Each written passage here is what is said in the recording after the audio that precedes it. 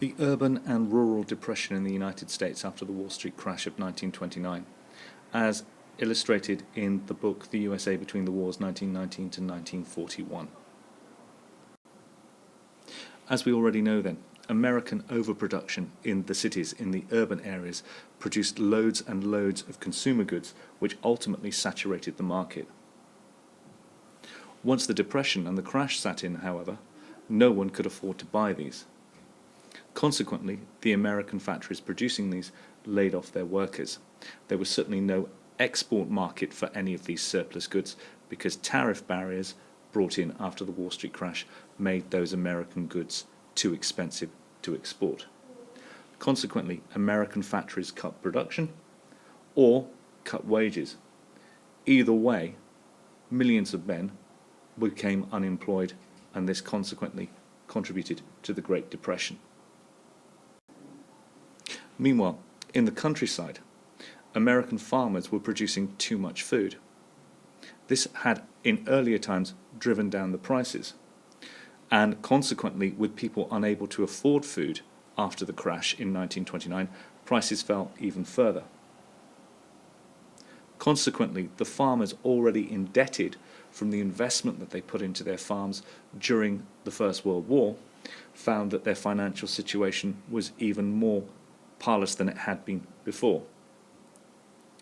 The obvious reaction in order to make money with crops declining was to produce more food in order to squeeze more profit out of what they did, but consequently the further overproduction led to prices dropping even further, which meant that once again this compounded the financial position that the farmers were in, and they weren't able to pay their debts or their mortgages. The consequence to this is that banks foreclosed on farmers' debts, which in turn led to the Depression.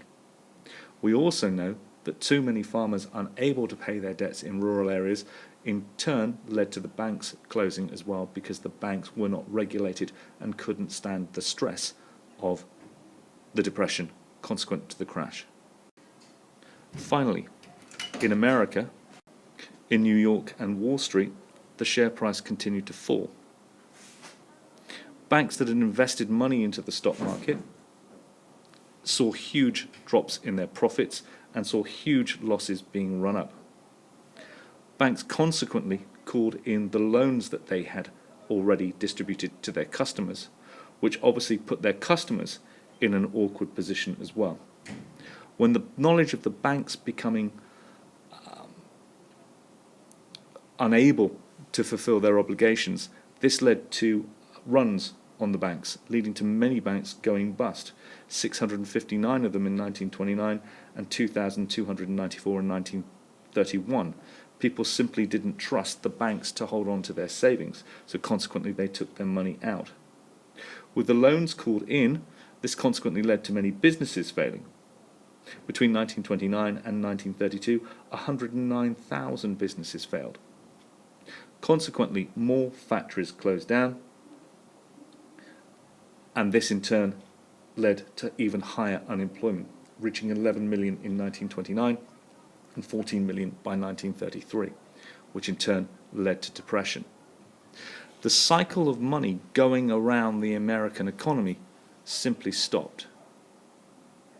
It simply stopped when so much of that money that had never really existed but was represented in the rising prices of the American stock market, when that disappeared, confidence disappeared.